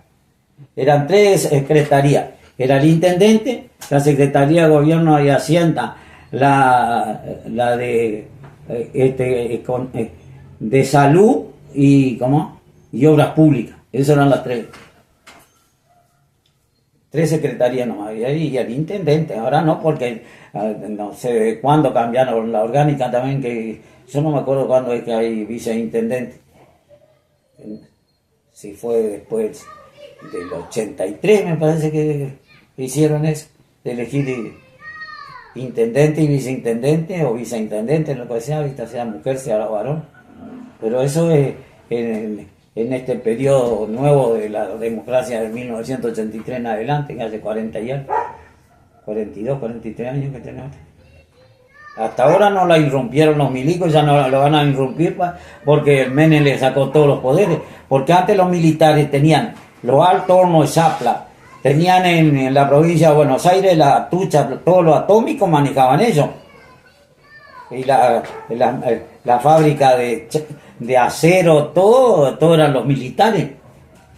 Hasta parte de YPF manejaban los militares. Después el Menem le sacó todo. Viste que los despilchó. Lo único bueno que hizo Menem fue eso, de sacarle el poder a los militares, porque nunca trabajaron en nada. Eran los parásitos del país y vivían mejor que vos, que trabajabas toda tu vida. Es lo único bueno que hizo. Para mí, ¿no? Menem, después los demás no sé. Y el puerto, usted acá el puerto de Concordia, ¿qué recuerda? ¿Recuerda algo? No, al puerto siempre lo vi, y no, más que las lanchas que iban a Salto, otra cosa no había cuando yo me acuerdo. Pero otra cosa nunca fue, no fue operativo, no sé por qué, porque antes, hasta 1900, no sé, 30, 40, dice que era operativo. Pero después, viste, los mismos. Y eso son los intendentes que no tratan de fomentar algo positivo. Se fue perdiendo, después sacó el ferrocarril, el Menem, y Concordia cada vez tuvo menos fuentes de trabajo, porque trabajo genuino en Concordia no hay, no hay. Sacado algún aserradero, y después vino Maciza, que ahora se fue, no sé quién está ahí, es otra firma, creo que Eger. Suiza, no sé qué, creo que ¿no? O holandesa. Austríaca, creo que. Austriaca. Es austríaca. Sí, porque no están malos otros los que vinieron que decían que eran capitales chilenos. Sí, no recuerdo si Eger es austríaca. ¿Es austríaca o...? Sí, creo que es austríaca. Ahí vino la otra vuelta el Frigerio, que no sé qué inauguraron, no sé qué placa, no sé qué estaban haciendo, que no sé a dónde la enviaban. Ah, sí. Sí, vino el Frigerio, no sé si fue este año que vino. Sí, siempre están fabricando cosas ahí. Es como cuando vino Macri acá a inaugurar la represa. Así, más o menos así. Siempre se fabricó ahí. En el parque industrial he escuchado que quieren diversificar la producción, que van a fabricar mermelada, van a traer fresas. ¿Y sabés cuál fue el creador del parque industrial? Parque industrial no. Jorge Pedro Busti. Jorge Pedro Busti. En la primera intendencia. Él fue, con la ayuda de Malaquina, que era intendente en Salto. El viejo Montiel era gobernador del 83, cuando asumió Busti. No le quiso prestar máquina de vialidad Montiel, y Malaquina le prestó topadora, retroexcavadora, grúa. Lo pasaron por el puente, porque de acá de la municipalidad lo fueron a buscar. Ya estaba en esa época, ya era encargado de compra. Lo fueron a buscar a Salto, como fue, ahora está fallecido, como Marcelino Jacob, se trajo una de las palas, trajo una Caterpillar que cargaba 9 metros cúbicos en la cuchara. Fue Areguatí también, que Humberto está muerto. Humberto trajo una topadora Sondil, la trajeron andando hasta el puente, y después la que pasaron con un carretón del regimiento que le prestaron para traer. Trajeron topadora, la retroexcavadora, la cargadora frontal, y un hollador que hacían los huecos para colocar las columnas. Busti lo inició al parque industrial en 1983, con todo personal de acá de la municipalidad. Y la pileta esa de fluente la fabricaron entre el electricista que había, que era Coutinho apellido, y Escarabelo, que era el jefe de la herrería. Fabricaron todo el sistema de decantación de la pileta, de decantación de fluente ahí en el... Y recién ahora creo que la repararon. Desde 1983 la inauguraron en el 84. Mirá cuántos años, recién ahora creo que la repararon. Y con todo material de rezago que se juntaba, o sea, es cierto. Así que fue gestión de la municipalidad. Sí, el parque industrial es gestión de Jorge Pedro Busti, la primera intendencia. Ahí no hay, y el único que lo ayudó fue el intendente de Salto, que era Malaquina de apellido. Le prestó maquinaria vial, la pasaron por el puente. ¿Hay algo que quiera contarme, algo que resultó interesante durante el trayecto de su vida? No. Habrá cosas que, viste, que no me acuerdo. Lo que sí me marcaron son los momentos de como señora, ¿viste? Cuando nos conocimos, nos casamos, formamos nuestra familia, se me fue hace 5 años que hasta ahora no lo puedo. Ahora estoy enfermo, que tengo un problema de corazón. ¿Tuvo hijos? Sí, tuvimos una sola hija. Era difícil, viste, en esa época no alcanzaba la plata. Cuando nosotros nos casamos no teníamos nada, teníamos que alquilar. Y era difícil. Y antes y yo ya sabía lo que era pasar mal, y mi señora también, porque era una familia chica, pero igual la plata no alcanzaba. No, yo sabía porque éramos 8. Yo tenía siempre un solo par de calzados y ropa lo justito. Entonces no hablábamos con mi señora, no, ¿para qué vamos a tener tanto? Que vamos a tener otro. Me decían, no, le digo, es que es difícil. Te tenés que sacrificarte con criar, atenderme a mí, hacer la economía, todo. Le digo, eso no, después veremos si no, cómo está. Pero después fue pasando el tiempo, ya se empezó a crecer y nos quedamos con esa sola. Que vive cerca, es la mamá de la nieta, que no estoy desconforme. Por ahí tengo, allá está la foto de mi señora, allá está, aquella es mi señora con la nieta, aquella que está ahora la nani, aquella allá, fíjate, levantate. Ahí tenía no sé cuántos meses la nieta más grande que está acá. Y todo lo que ve era todo idea de mi señora. La reforma de esta casa, porque cuando nos dieron esta casa, como era de techo de chapa de fibrocemento, no tenía revoque, no tenía piso, no tenía cielo raso. Una noche estábamos sentados acá, creo que tenía, no, sí teníamos ya esta mesa, porque esta la compramos en 1978, la compró mi señor. Esta tiene cerca de 50 años también. Y dice, vení que vamos a hacer números. Bueno, es empezar. Dice, yo tengo algo juntado ahí, dice, podemos hacer que se nos llovía siempre. Estaba lloviendo en la Quiaca y ya se nos llovía el rancho. Dice, como vos que tenés ese compañero tuyo que lo tenés de chofer de tu departamento, que era Torre, que todavía vive, yo hablé con él y él se anima a reformarla la casa y cambiarle el techo. Bueno, fue en febrero del 97, saqué las vacaciones, me enfermo, voy un día a entregar unos materiales que le habían incautado a uno, hago fuerza, me jodo la columna. Ese año me operaron, en el 1 de agosto del 97, donde era el policlínico ferroviario, ahí había una sociedad de médicos, me operaron de la columna. Bueno, juntamos y lo hizo la reforma, y le fió Gabriel Gómez, el de Metalcon, le fió todos los materiales a mi señor, lo pagaba de 50 pesos, mira, por mes en esa época los materiales. Hizo hacer el techo, el cielo raso, se lo financió también Gabriel. Toda la reforma lo hizo. Y los revoques, esto lo hacíamos nosotros dos. Todos los revoques sí lo hicimos con mi señor.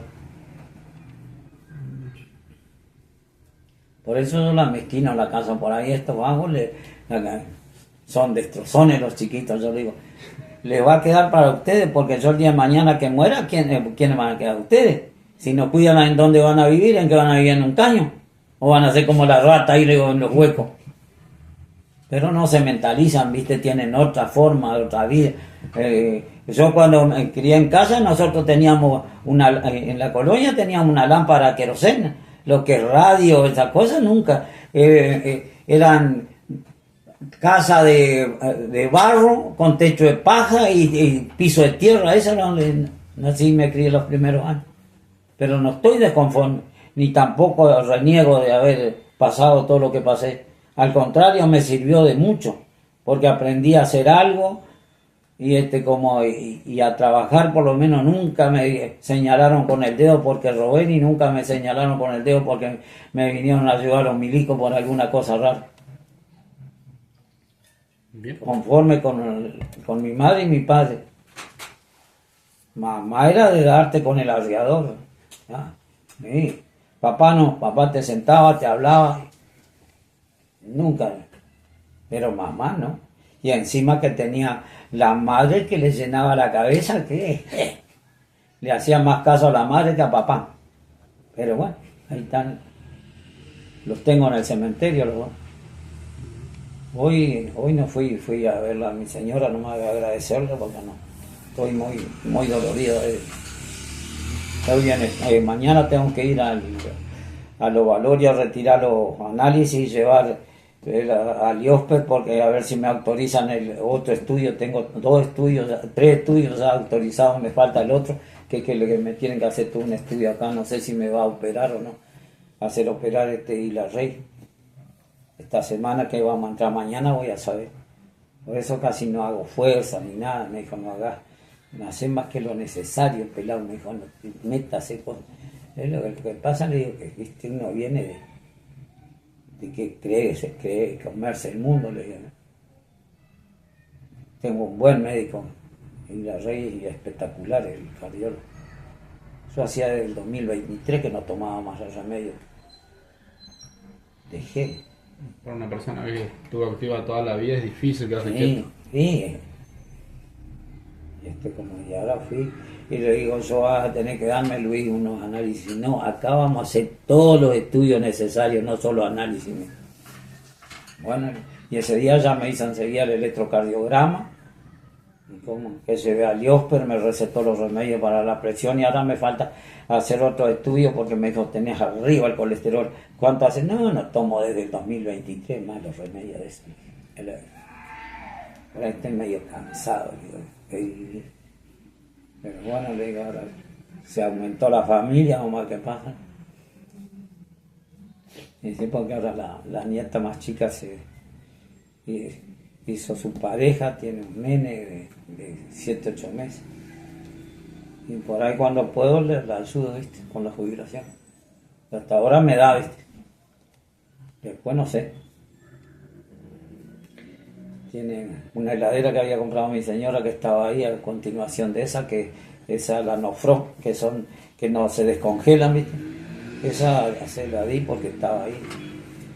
Dice, mi abuelo prestaba, no, llévala, que la prestás. Si no tenés, ¿qué te vas a poner a comprar? Y por ahí cuando puedo le compro cosas así de comestibles y le llevo a la hermana o los llamo que ven. Dice, ahora el 5 el cumpleaños, dice, hoy es el cumpleaños del marido, estuvimos allá en la casa y estaban hablando, dice, la tarjeta prepara abuelo y le dice, ay, la más chica, la madre y el abuelo no dice nada, pero yo cuando ellos necesitan, los otros días necesitaron para alquilar la casa, le di, se los regalé, le di 1,5 millones, le digo, tomá, acá tenés, llévalo. Cuando puedo le doy, no le prometo nada, jamás me gustó prometer, porque a mí me han hecho más promesas que Jesucristo y nunca me cumplieron. Y ese auto que está ahí es de mi hija, que le compró para hablar. Y yo lo hice arreglar, gasté casi 2 millones y pico de pesos. Y le tiene miedo al auto porque era gas nomás. Y originalmente ese auto era nafta, pero cuando lo hicieron a gas, le eliminaron todo de la nafta. Le hice arreglar la distribución, le compré bomba nafta eléctrica nueva, todo el sistema de nafta, la distribución, como los inyectores se lo hizo a limpiar, tiene bomba de agua nueva, el regulador de marcha, una batería 1260, 1280 tiene la batería.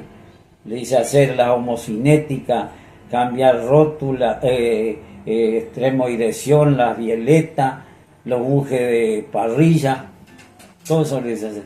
Le compré la funda de los asientos, le hice polarizar los vidrios, le puse unos 4 pesitos a los... Sí, yo tengo compañeros que... Pero vos lo tocás y quedan regulando. Pero le tiene miedo, tiene miedo al auto lo domina el auto y no lo maneja. Hoy hablé con la madre, le digo, yo sé, que ella se lo regaló, y lo que vos quieras, ¿no? Estoy con ganas de cambiarlo por él. Tiene un primo que vende y compra autos, que trabaja en una agencia. Vos tienen un R12, no lo querés ir a ver, bueno, después lo vamos a ver. Luego lo pones en marcha, un relojito, no consume una gota de aceite, cambia. Vos lo escuchás, está impecable, hermano. Le agarró miedo porque cuando andaban a gas el burro se paraba y lo que se terminaba, un día se quedó sin gas, entonces ahora le agarró miedo, bueno, está ahí. Dice los otros días me dice mi hija, no, le digo, no, espera que pasen las elecciones, vas a perder plata, espera que pasen las elecciones, está ahí, está bajo techo, no te genera ningún gasto el auto porque todo lo que sea referente al auto me hago cargo, ¿no? Bien. ¿Podemos dar por terminada la entrevista? Y no sé, viejo, si vos querés. Sí. Ya podemos. Así ya. No, te digo que Concordia antes era una potencia, ahora es nada. ¿Sí? Nada. O sea que la privatización durante el menemismo fue lo que lo. Fue la destrucción del país, ¿eh? De La Quiaca, Tierra al Fuego a La Quiaca. Fue la destrucción. Entregó los ferrocarriles, las comunicaciones. Estaba la Marina Mercante también. Teníamos Marina Mercante y él la regaló. La Marina Mercante transportaba al extranjero. Todos los granos que vendía el país se iba por la flota de la Marina Mercante, no pagaban a buques extranjeros de bandera extranjera que lo transportaba a la Argentina. Teníamos nuestros propios. Sí, tenían 25 barcos, que muchas de las barcazas que andan acá con bandera paraguaya son lo que Menem regaló. Lo que circula por lo navegable del Paraná, que salen al Pacífico, eso eran todas las barcazas y buques nacionales. Y después estaba la fábrica de buques en la provincia de Buenos Aires. Ay, espérate si me sale el lugar. Ahí se fabricaban buques en la provincia de Buenos Aires. No, está cerca de La Plata. Ahí fabricaban buques argentinos de pasajeros y de transporte de combustible líquido. En Ensenada estaban, en la provincia de Buenos Aires. Teníamos nuestro propio astillero también. Hay astilleros propios. Están todavía, están sin funcionar. No sé si hay alguien que lo haya alquilado. En Ensenada estaban los astilleros navales argentinos.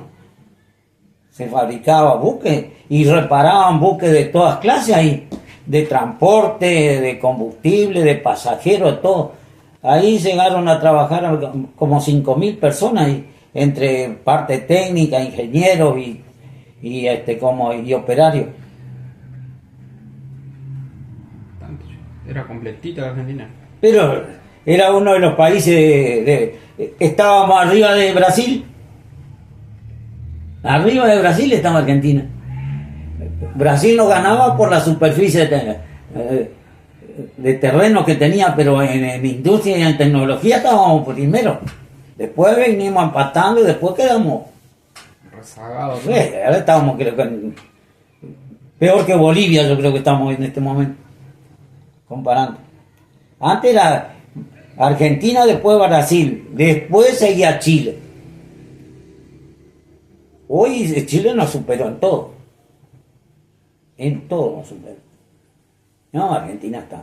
Pero con los gobiernos que tuvimos militares y con Menem, pero el más destructivo, y este es el mismo estilo de Menem. Lo único que, bueno, con M también el apellido Menem y Milei. Pero la Argentina era una potencia. Era un ejemplo. ¿Por qué venían los de otros países a radicarse? ¿Viste? Que tenemos habitantes todos de toda raza, de todos países. ¿Por qué? Porque era impresionante. Había muchas oportunidades. Sí, muchísimo. Y después la educación era de primer nivel. La educación en lo científico también, del CONICET. Se fabricaban aviones acá en Córdoba. Misiles, teníamos. Y sí. Bombas de cobalto se fabricaban en Río Negro. Para la medicina. Hoy no se fabrica nada. Todo eso lo entregó Menem. Se los regaló a los norteamericanos, porque en esa época, ¿cómo era el que estaba el presidente? Que era así como este loco, así igual como el loco este que está ahora, como el Trump. Todo Menem vivía viajando allá a regalarle el país. Había un instituto, el Instituto Balseiro, que era privado en Río Negro. Ese no me acuerdo qué era lo que producía también. Y después teníamos la fábrica de aluminio al lugar en Río Negro. Esa la regaló, era de la nación, era eso. Era parte de lo que ingresaba divisa al país, porque al lugar vendía a todo el mundo aluminio. Era un aluminio de primera calidad. Porque ahí en esa zona hay este cerro que se saca el aluminio en Río Negro, sobre la cordillera. Estaba la fábrica cerca de los yacimientos. ¿Seguro? No, te digo que nosotros, Argentina era una cosa, 40, 50 años, ¿no? Ahora no somos nada. Tenemos el nombre nomás y el color de la bandera que creó Belgrano. Pero si entrara un buen gobierno, esto se levanta enseguida, porque el argentino es laburador. Vos fíjate que en el mundo está diseminado los argentinos. Sí, lo vienen a buscar a muchas cosas. ¿Sí? Ahora, ¿sabés cuánto llevaron del CONICET? 240 de los mejores cerebros. ¿Quién los llevó? Alemania, Holanda, Suiza, y no me acuerdo quién otro. Ahora después ellos nos van a vender lo que producen esos científicos argentinos. Sí. Lo que se puede consumir acá 30, si lo podemos comprar, lo vamos a comprar 1000. Ese es el gobierno que tenemos. Y todo aplauden. A mí me da tanta asco y bronca ver tanto voces cuentos. Pero este loco no vivió nada. Si este loco le da de comer la hermana en la boca, inservible. Con 55 años, una rata no ha hecho nada. 55 años cumplió los otros días, en uno de estos días de octubre, es de 1970. Un rato. Pero viste, los que se benefician seguro aplauden. Es lo mismo que si vos me das un beneficio, yo no voy ahí en contra tuyo, pero ni en pedo, porque yo mismo me voy a estar perjudicando.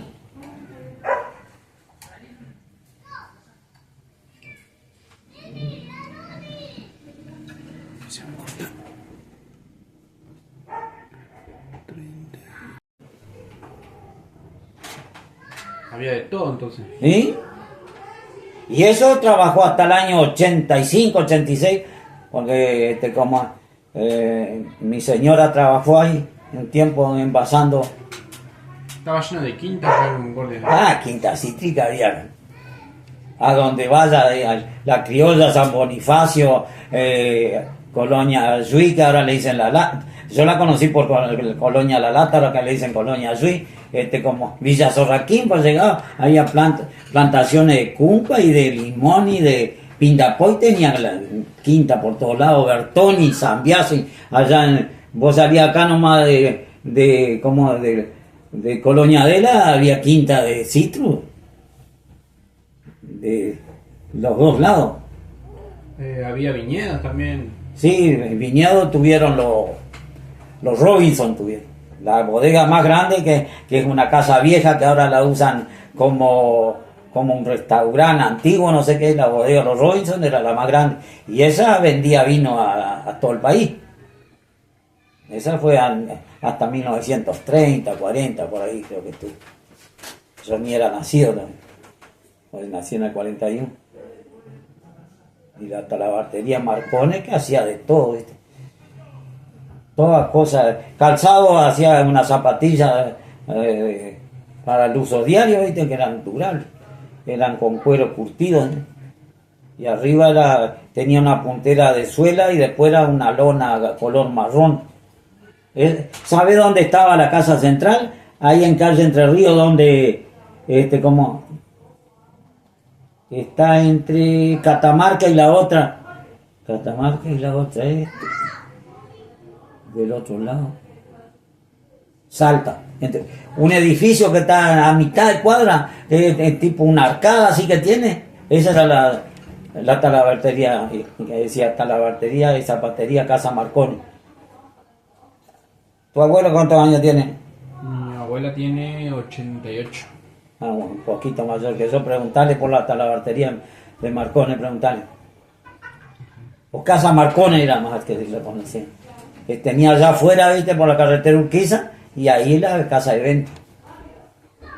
Casa Gorga, esa era una librería la más grande que estaba en calle Entre Ríos, que son los dueños de esos terrenos que están baldíos acá, viste, sobre La Pampa y Lía, más para adentro.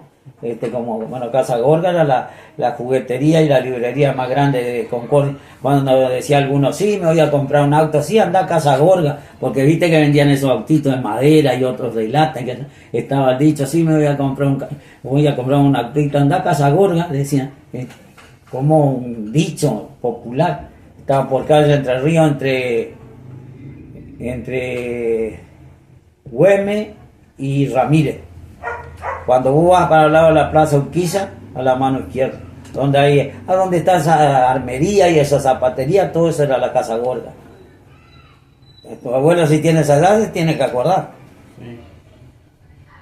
Preguntarle para corroborar, vas a ver. Sí.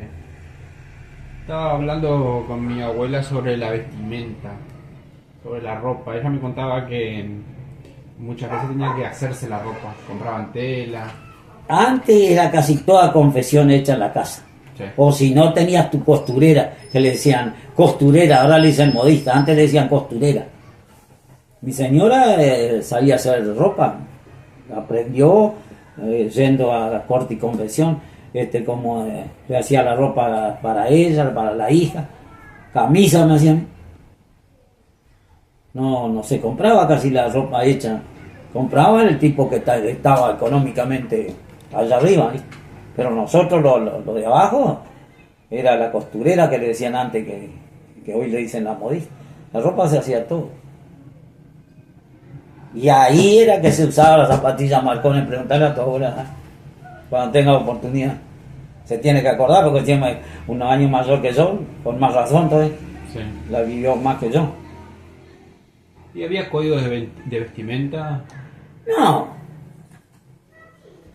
Eran malos colores en la época de cuando venía la primavera, era casi todo colores floreados, llenos de flores, colores fuertes, así, viste.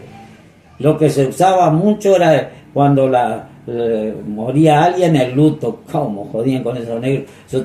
Yo me acuerdo que cuando murió Eva Perón, en el año 52, a nosotros nos hicieron llevar un crespón acá, le decían, era como un moño, que murió según la historia, el 26 de julio de 1952, y hacían cadena a las radios, viste, en esa época nosotros teníamos una radio que funcionaba a batería, y decía, cuando llegaba la hora, decía, hora 20:25, hora en que entró a la inmortalidad la jefa espiritual de la nación, María Eva Duarte de Perón. Eso sí que me acuerdo porque todas las noches lo decían. Si estaba escuchando alguna música, te cortaban la música, porque viste la música, las novelas, eso se escuchaba por la radio, antes no había la televisión. Y entonces decía, hora 20:25, hora en que entró a la inmortalidad la jefa espiritual de la nación, María Eva Duarte de Perón. Y ahí daban ese mensaje y después seguía con el programa. Ah, ¿que lo repetían todo el día? No, todas las noches a esa hora, a las 8:25 de la noche. Preguntale a tu abuela. Sí, ella me dijo, me contó. No sabía que lo habían repetido todas las noches. No, todas las noches. Ah, ella sí, lo dijo en la entrevista, lo tengo.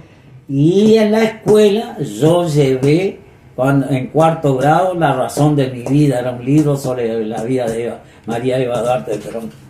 La razón de mi vida se llamaba. Sí. ¿Tu abuela lo habrá llevado también? Porque yo lo llevé en cuarto y quinto. No, sí, mi abuela no fue hasta tercer grado en ese tiempo. Que... Ah, sí, no había casi. Afuera la escuela era en la colonia era hasta tercer grado. En el pueblo sí era hasta sexto. Sí, eso va hasta tercer. Y antes era primero inferior, Ajá. primero superior, segundo, tercero, cuarto, quinto y sexto. 7 años como ahora. No es que es de ahora los 7 años, no. Empezaba con primero inferior, después primero superior, segundo, tercero, cuarto, quinto y sexto. Eran 7 años de escuela. Y tenías que empezar a los 7 años, no te dejaban a los 6. Esa era la ley. Sí, sí. Terminaba a los 14. 7 y 7, 14. Sin vuelta a Dios. Sí, cambió bastante ahora. Pero te enseñaban, ¿eh? Lo que yo veo que están dando en segundo, tercer año, nosotros lo damos en cuarto grado.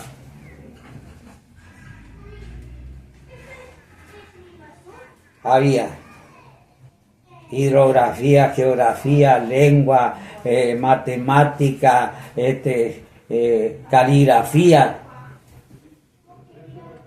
Hoy no tienen eso. No. Y en segundo grado teníamos que saber las tablas del 1 al 10. De memoria, del 1 al 10. Y si no aparecía el puntero en un palo así largo. Hoy no saben ni multiplicar. ¿Pero por qué? Porque el sistema de enseñanza no sirve. Cambió muchísimo. Yo empecé a leer con un libro que se llamaba Paso a Paso, en primero inferior. Después en segundo grado llevaba Nuevos Albores. En tercero era, no me acuerdo. Y ya de cuarto grado empecé a llevar el manual Estrada. Había el manual Estrada y otra marca, el manual que era más caro, el Capelú.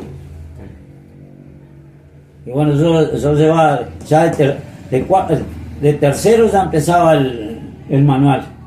Y ahí tenía todo, era como todo lo de Argentina y todo el mundo, porque tenía lo de Europa, de Asia, todo entraba. Y después el mapa mundi que le decían, viste, que era el globo terráqueo puesto en el escritorio del maestro o la maestra, y ahí te hacían pasar a como tenía que indicar los países y los continentes. Eso no lo hacen ahora. Yo creo que ni en la secundaria, ¿no? Pero el sistema de enseñanza, ¿quién lo regeneró? El viejo podrido de Menem, que le compró el EGB1, el EGB2 a los españoles. Los españoles ni ellos les sirvió y se lo vendieron a este viejo nabo. Y nunca lo cambiaron. Pero el sistema de antes de enseñanza, que no sé cuál lo habrá impuesto en esa época, era espectacular. Vos viste que salieron cuántos premios Nobel que son personas de esa primera etapa de enseñanza. Hoy no. Ahora no hay más premios Nobel en la Argentina. No. Ni en medicina, ni en ciencias, ni en nada. Ahora vamos a tener uno en economía, ¿eh? Sí, el que sabía hacer con y sin plata, era un nabo que ni si te habrá pasado por al lado un libro de contabilidad, tal vez. Claro, pues no existe el premio Nobel de Economía, es una invención nomás del... Sí, pero que no existe. No existe, lo celebran al mismo tiempo que los premios Nobel porque no existe el de Economía. No. Lo inventaron por arriba, lo llaman así pero no existe. No existe. Es mentira. No, dentro de la historia de ¿De los premios Nobel? No existe, no, es mentira. No hay premio Nobel de Economía. No, lo inventó el poder económico para... Seguro, para tenerlo de rehenes. Exactamente. Pero yo creo que no sabe ni 2 por 2 el degenerado Y cuando empieza a hablar, ni él sabe lo que habla. Porque mirá, yo los otros días, para que hable el viejo Pablo de apellido, que es un economista, un hombre canoso viejo, y que es más overo y se dobla como una vara de sauce, le sacó el cuero, y es uno de los asesores. Sí, es uno canoso, de Pablo de apellido. En TN los otros días lo escuché. Ya de tener capaz mi edad, pero si no anda por ahí, no, unos años menos que yo. Ese sí es economista. Y ese ha dado conferencias a nivel internacional. Pero este loco no lo conocen ni los gatos lo conocen. Para que lo echen un nequián, tiene que ser como yo. Y este año decía, o el año pasado, que iba a ganar el premio Nobel de economía, pero que sí. Y empieza y empieza con eso de ahí y grita, no lo mismo. Ahora vamos a ver cuando termine. Ahora estamos para las 9, dice que van a ver los primeros resultados. Mira, ya ganaron a nivel nación y todavía ni contabilizaron los votos. ¿Qué iba a ganar a nivel? Bueno, espero que te sirva de algo. Sí.